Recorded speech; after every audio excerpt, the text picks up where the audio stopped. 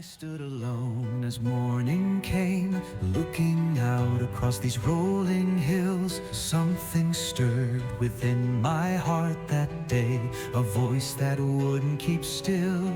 And in that moment everything changed, when heaven's light began to spill. I experienced a most peculiar dream. A figure resembling Hollywood's version of God told me I would never be California's governor. He sported a flowing white beard and thick white hair that glowed with an otherworldly light. He had a commanding, fierce presence. But as our conversation wound down, curiosity drove me to ask, "Who are you?" I am time, Krenos, the antithesis of eternity. That cryptic reply hardly illuminated my confusion.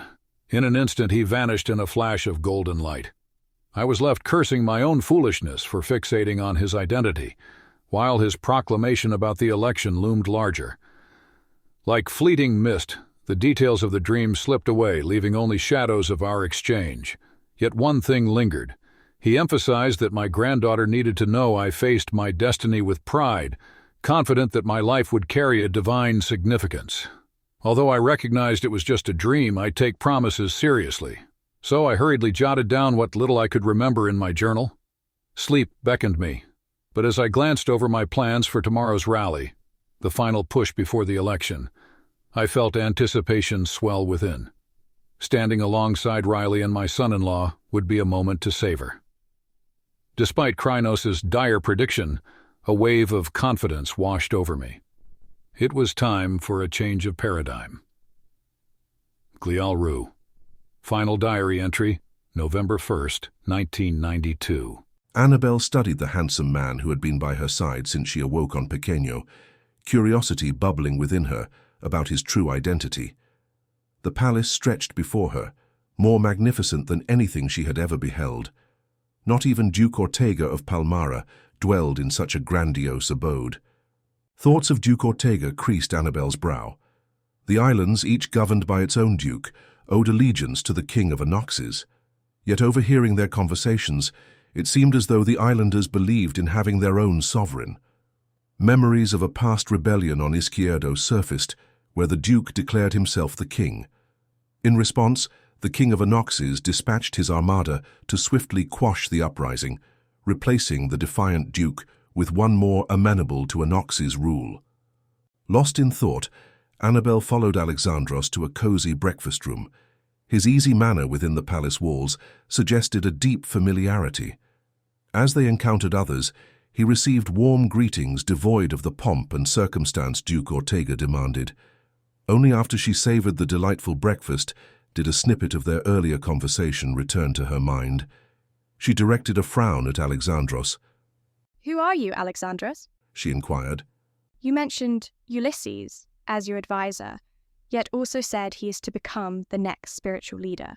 Just as Alexandros was about to reply, the door to the breakfast room swung open, revealing a striking figure. The man, significantly older than Ulysses or Alexandros, had a beard that tapered to a point. Draped in a robe reminiscent of the one she had worn during her escape from Palmara, he commanded attention. What captivated her most was the royal purple thread intricately embroidered into the robe, a hue of immeasurable value. The robe's needlework was a masterpiece, with intricate designs woven from purple thread accented by vibrant green and gleaming gold, alongside deep black and warm brown shades. The green matched the vivid hue of spring leaves, while the gold shimmered in the sunlight, unmistakably crafted from precious metal. Never had she seen attire of such opulence. This was the most expensive garment she had ever beheld.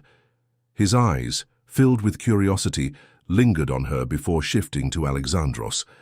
After clearing his throat, he announced, "His Highness, the King of Estolia, has granted the young woman an audience."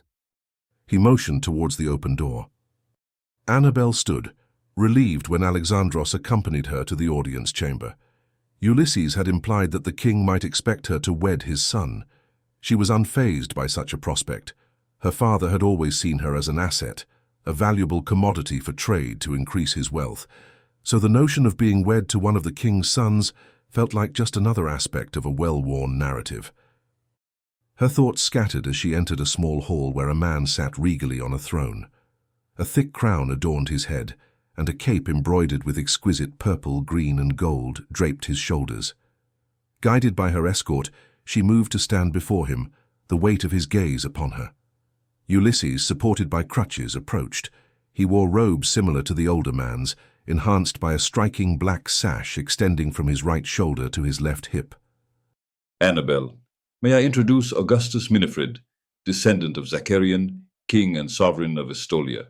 He faced her with a nod. Your Majesty, this is Annabel, daughter of Raoul, prime artisan of Palmyra. She curtsied, yet confusion furrowed her brow as she contemplated how this man held the title of king rather than duke. What troubles you? The king inquired gently. Glancing from the king to the other men, she replied, I was unaware that there was any king other than the king of Anoxes. He declared the leader of each island a duke. The king laughed. So, I am also the Duke of Estolia, as well as being her sovereign? Unsure how to respond to his levity, she remained silent. Her unease stifled his laughter. His voice solemn, he said, You have arrived in Estolia without permission. Are you aware that only those with permission walk her shores? I apologize sincerely. I never intended to offend. There is nowhere else for me to turn. He gave a quick nod, eyes darting to Ulysses before settling back on her. I hear you were promised to Duke Ortega of Palmyra. I was. She responded quietly. He cast me out. For the sin of being a witch's daughter? The king inquired. Her nod came slowly. He didn't want his heir tainted by my blood. She confessed, stealing a glance at Ulysses. We do not accept foreigners easily, The king stated. She must marry your son. Ulysses interjected. It is the only way for her to remain in Estolia. My son must agree to this. The king countered. Annabel felt a rush of uncertainty. She had no words for the tumultuous thoughts swirling inside her. Alexandros, silent throughout the tense exchange, finally spoke up. She is not Estolian. She does not grasp the weight nor the implications of acceptance. He glanced at her before looking back at the king. Ulysses limped closer and stood in front of her. Will you accept the terms set before you? She looked from him to each of the other men in the room before squaring her shoulders and lifting her chin. I will do whatever it takes to remain in Estolia for the rest of my life. Ulysses spoke with a measured tone. Tonight you shall proceed to the temple, to the seclusion suite. The king's son will meet you there. If he deems you acceptable, a promise of marriage will be made by morning. She longed to protest, to question and understand, but something in Ulysses' gaze silenced her objections. With a decisive nod, she accepted her fate. If the king's son found her acceptable, she would marry him. The stark reality was that no other future lay before her. For now, Ulysses spoke with a measured tone. You will go with Delphina to prepare for this evening. He gestured to a simple serving girl.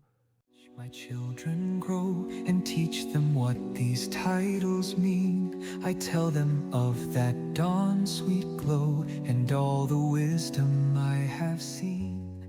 Once the beautiful woman left the audience chamber, Alexandros looked at his cousin curiously. I have never heard of this type of requirement. He said.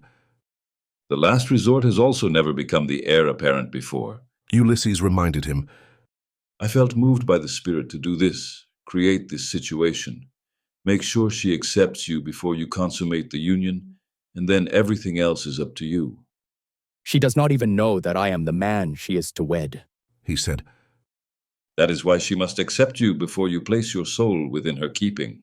They wanted titles grand and bold to match the kingdoms far and wide. But I remembered what was told when dawn broke on that mountainside. 3 names of clay, not crowns of gold, would be the